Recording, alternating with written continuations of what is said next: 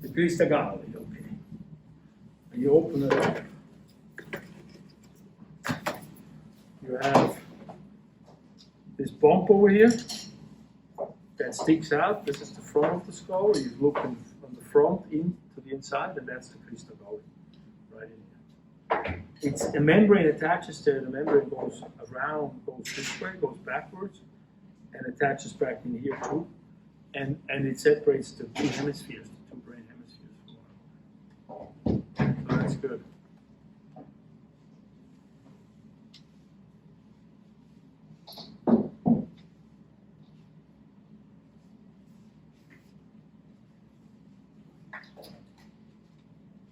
Yeah, front, middle. It's like, if you think it's like this is the cella turcica, that thing is in the front of that, straight in the front of that.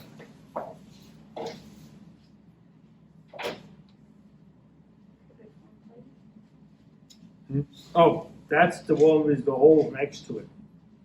So if I ask that question on the test and you say either or is fine. This way it goes together. So that's where the olfactory nerves go in and out. Yes, around the crista galli actually. The cribriform plane surrounds the crista galli. That's good.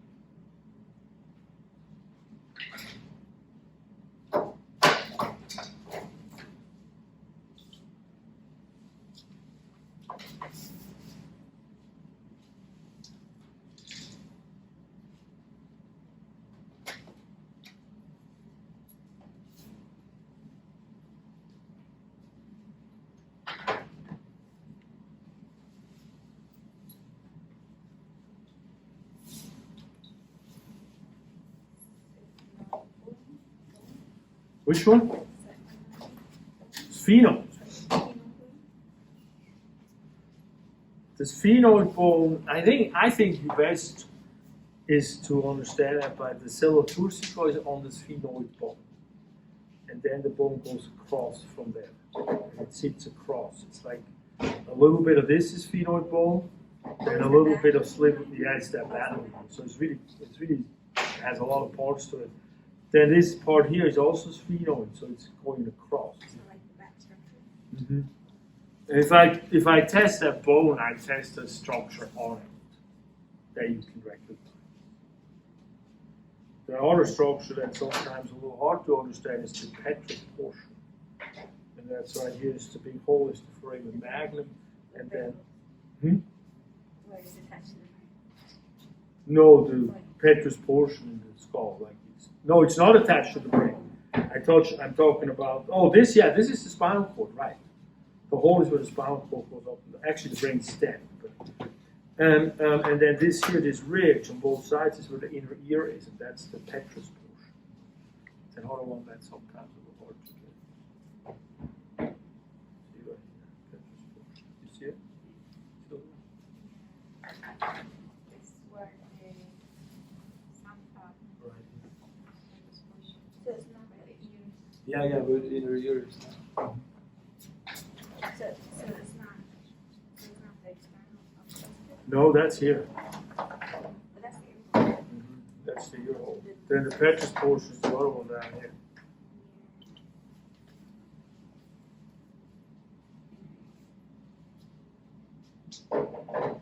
Good stuff.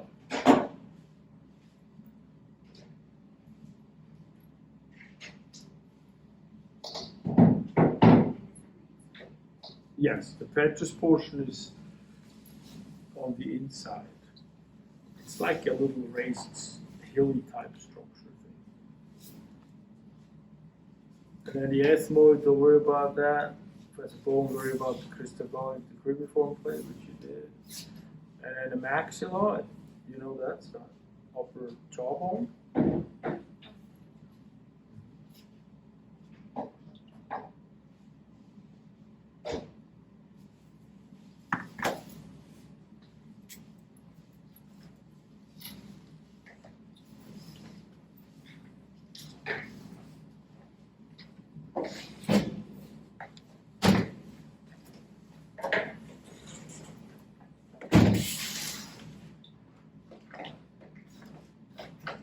Yeah, which other ones you feel like you want a little bit more clarity on?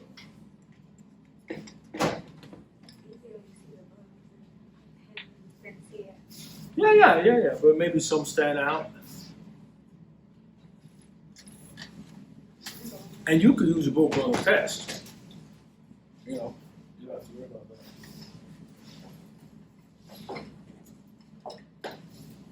that. It's best to make a reference thing out of it, you know. Especially if you have the books.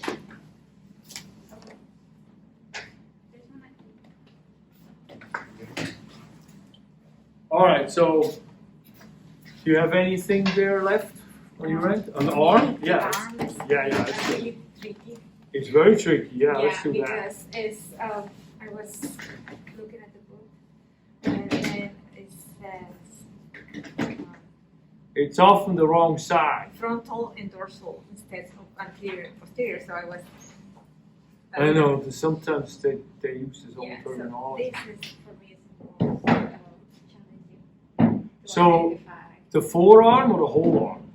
the forearm. The forearm, right? Yes. That's the hardest one. So Yeah. when you look at the forearm, you look at the front part. So this is You want to do that. Yeah, I told you. You want to do that too, just maybe. Yeah, there you go. That's good too. So when you look at the front, if you have forearm questions too on the forearm muscles, or you good with those? Okay. Well, then let me do that once, and then you can go back to what you have, and there is the lower leg muscles. So when you look at the forearm muscles, I want you to memorize 4 muscles. They are starts with the pronator teres on that list. Under the triceps, go down, stop. Under the triceps, no, above the pronator teres. triceps. The pronator teres is part of the group in the forearm. So the forearm muscles are the pronator teres, the flexor carpi radialis, the palmaris longus, and the flexor carpi ulnaris. Those are the forearm muscles in the front.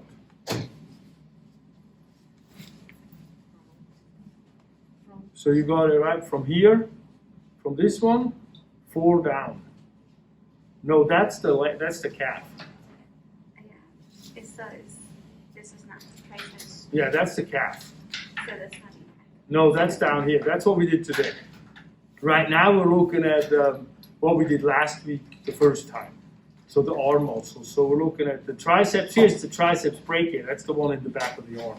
This one. And so underneath, and then we get into the forearm. So we got here the pronator teres. Yeah, this is the back of the arm, or the back of the upper arm.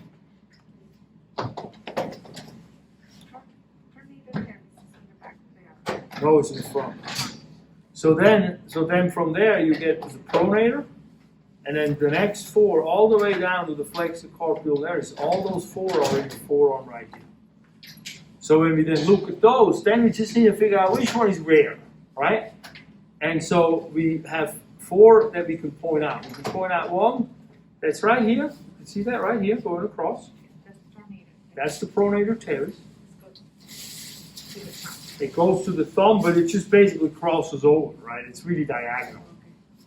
Because then we do have one that reaches really going down to the thumb, and you can see how that reaches into the thumb here in the tendon. And then that's the flexor carpi radialis. Flexor. Flexor because it's in the front. Carpi because it goes to the wrist. Radialis because it runs by the radius.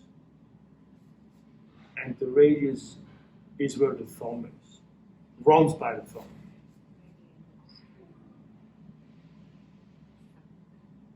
So these 4 are the muscles in the lower arm? In the forearm, yes.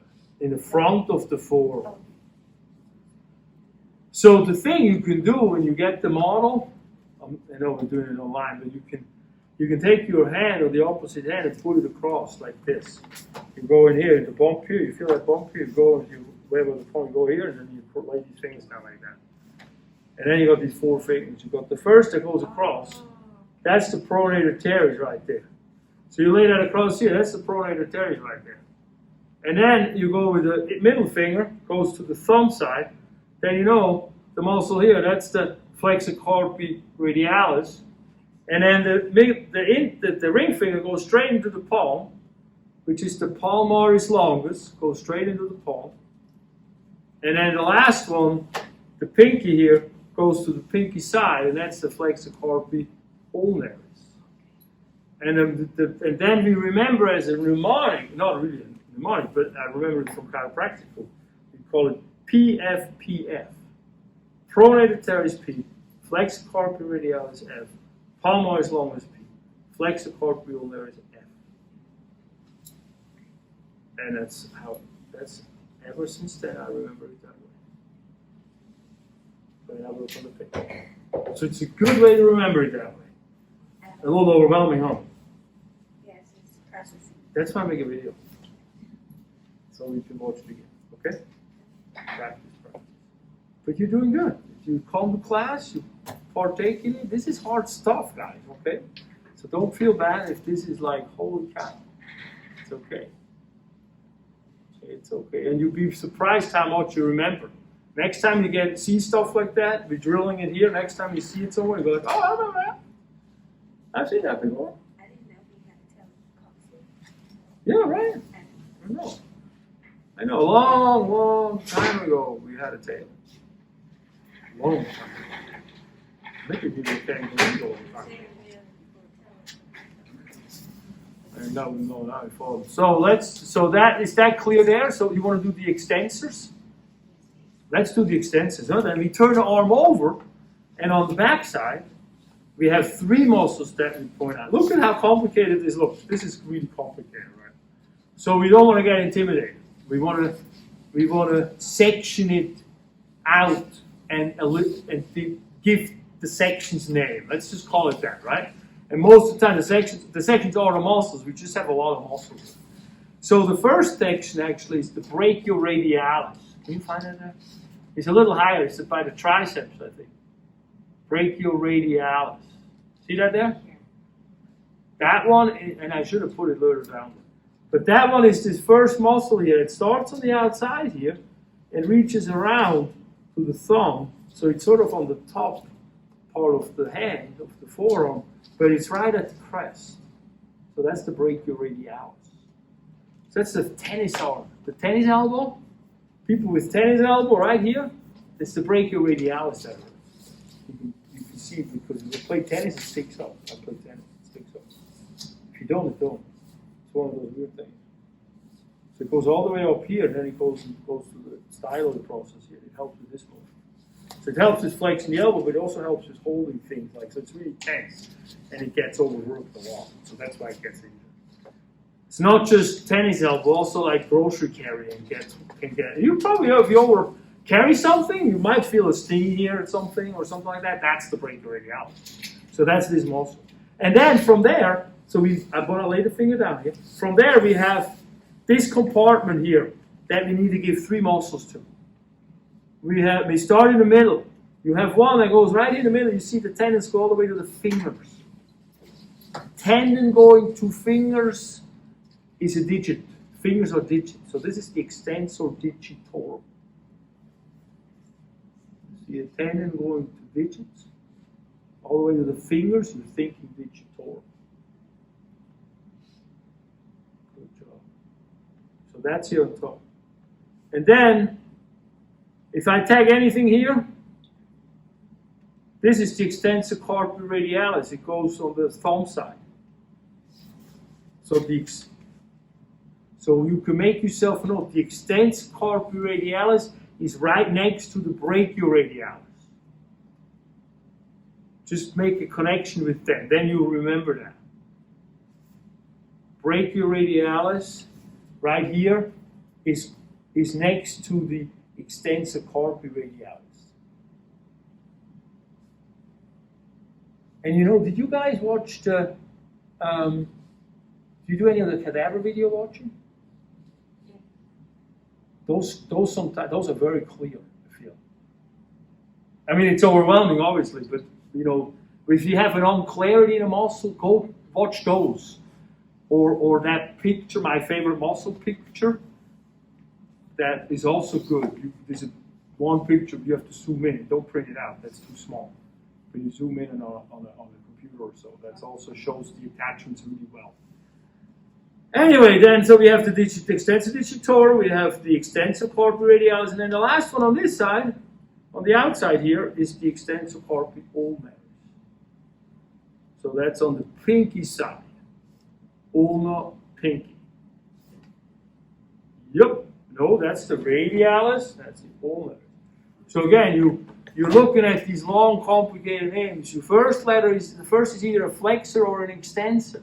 If it's a flexor, it's in the front of the organ. If it's an extensor, it's in the back of the organ. Flexor front, extensor back.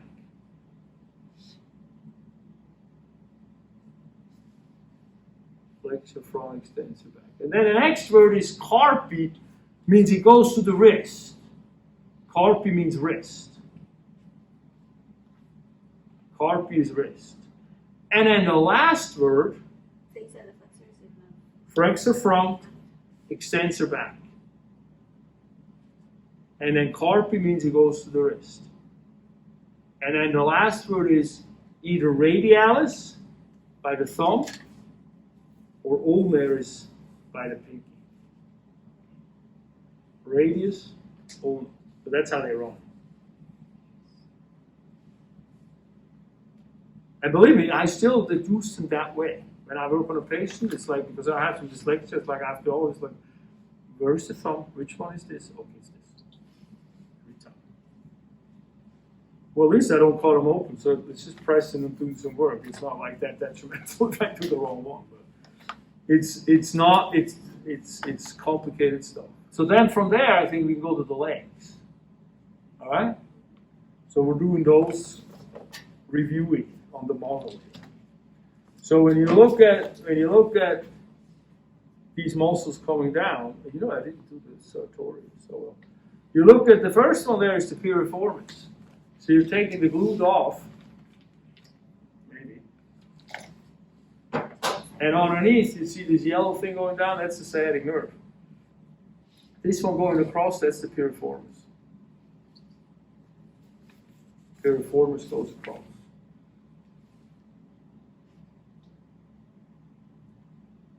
By the yellow nerve, sciatic nerve. There you go. You get it there. That's good. And then while we're there, we're going to jump over the psoas. We'll do that afterwards. We're going to go to the tensor fasciatus, the gluteus maximus, and the gluteus medius, and the iliotibial tract. So that gives me a place to put this back here for a moment. So when I look at the iliotibial tract, that's that white band out here. So again, I will group these together. Glute max, actually TFL, tensor fasciatus, all the way down to the iliotibial tract. It's kind of like a unit.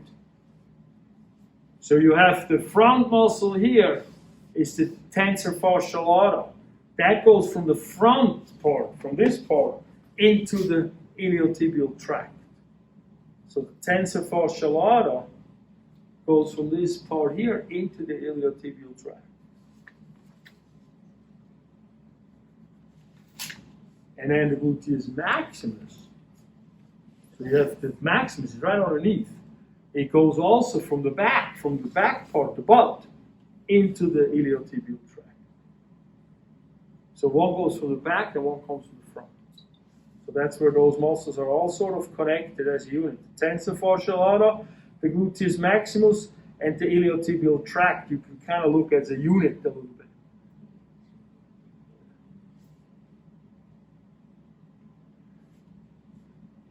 So that gives us that, the tensor, TFL, glute max, tensor fasciatus. I take the glute maximus away. Underneath it, and I see this, maybe I see it underneath. Right here, that part is gluteus medius. So underneath the gluteus maximus, I have the gluteus medius. And that's here on the list. Underneath gluteus maximus is the gluteus medius. It's a lot of it is on the inside of this thing that comes off in this model. A lot of this is also gluteus minimus, but that's where the meat is. All right, so that gives us these back of the butt muscles, and then we can go to the front real quick of the psoas, the iliopsoas. Oh, it's right over there. And then it's, what's the time? Still good? 7:27. Okay. A few minutes. All right, then when we look at the psoas in the iliacus, that's these here that come from the front. So the butt, the glute was back here, and now we're going to the front where the stomach is, behind the stomach. That's the psoas. And then the one coming from the side, from the hip joint, from in here, that's the iliacus. So these are these two. On top of the Yeah, they're crossing the hip joint. Yeah, this is a hip joint here. So that's for those. And then from there we go into the thigh. And when we look at the thigh from a just straight anatomy perspective, we got the front muscle in the thigh, the quadricep group, and you can group them from rectus femoris on your list all the way down to vastus intermedius is the front quadricep muscles. So collectively, these four muscles, rectus femoris, vastus lateralis, vastus medialis, and vastus intermedius, are called quadricep muscles. The top one here that you see is the rectus femoris. If you take this off, underneath it, you have the, look at that, it says here, vastus intermedius. And then if you look at the one on the inside here, by the big toe, that's medial, that's vastus medialis. If you look at the one on the outside, that's vastus lateralis. And then from there, we go to the next three muscles, the semitendinosus, membranosus, and the biceps femoris. And those are our ones in the back. And you see they go all the way up here to the glute. That's the sit bone right here. And then from there, they reach down. Some go to the outside of the leg by the pinky toe, and two of them go to the inside of the leg by the big toe here. The one on the outside is the biceps femoris muscle. And the ones on the inside are the semitendinosus. That's the one laying on top where the thing down here is kind of round, the tendon. And then the one underneath you can see coming out here, that's the semimembranosus. And that's a flatter muscle where the semitendinosus sits in. So I'm thinking membrane being a flat thing. I know that's probably not right, but that's what I'm thinking. My bias is so with my equity trading. This is my bias I have. My equity bias for membrane. And so that's the membrane, the one that's a little wider, that's underneath, and then on top is the rounder structure. I always think of a tendon as being a round thing, like, a round tendon like that, Achilles tendon. So that's the tendinous. So semitendinosus, semimembranosus. Sorry, I should have said those words. See here, semitendinosus on top, semimembranosus on the bottom. So this was on. The first one is on top, and the second one is in the bottom. And they both go to the medial side. So the semitendinosus and membranosus go to the big toe side, the medial side. And the biceps femoris goes to the lateral side, which is on the pinky toe side.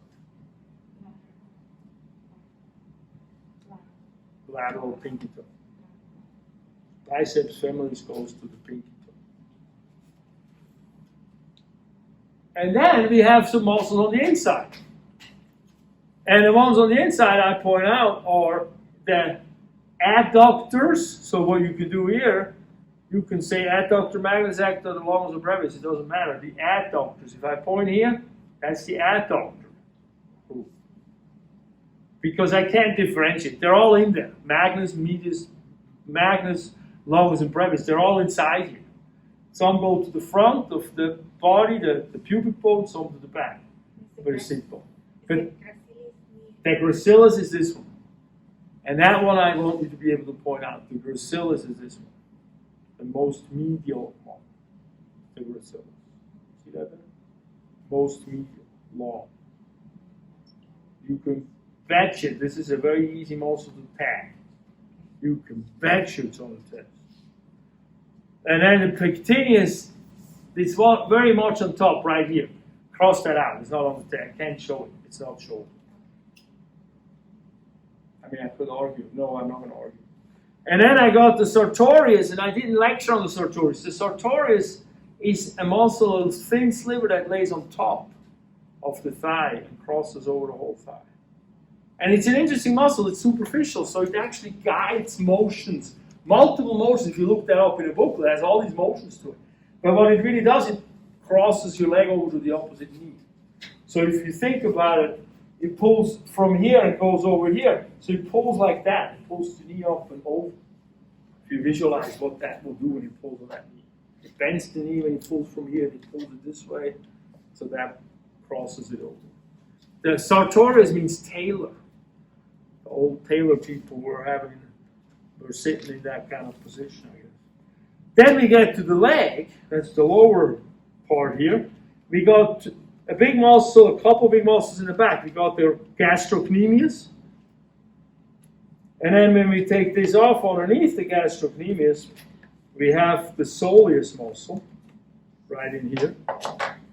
And when we take the soleus muscle off, underneath that, we have this muscle here that goes into the bone here on the outside and sort of across here. That's the tibialis posterior. And we're not wearing on these models to differentiate between the hallicus and the digitorum, so those you cross out for the test, not for the indication. And then in the front you have them also right by the shin bone. The shin bone is your tibia, and that's the tibialis anterior. And then lastly, on the side here, you see where it goes. This here is the outside bone, the bump. The bump here on the outside of the ankle, that's the malleolus, the lateral malleolus. Malleolus. Well, it's not. The malleolus is not there. Malleolus is actually on your hip stuff down in here. That's the malleolus. But the muscle that goes to that bump, that's the fibularis muscle. That's what I wanted to say. So you look from the front, you go to the outside of the leg. The most outside muscle down here is the fibularis muscle. It goes over, it runs by the fibula. It's not here. Yeah, it's here. So that's like the ankle bone? No, that's the muscle. The fibularis muscle. So this red thing, the muscle itself. So that's the last muscle that I'm usually tagging. So the tibialis anterior is the one here in the front. Oh, thank you. The one here in the front. The tibialis posterior is the one in the back. And the fibularis is on the outside. Oh, yeah, I'm actually not doing the popliteus. The popliteus is this one here. Oh, okay. It's a very clinically important, but it's a small little muscle that when you stand up straight, it sort of tenses the knee and locks it a little bit, and it does that motion. Yeah, it's a little small little supper. Pretty powerful though. All right, so I think that's good, huh?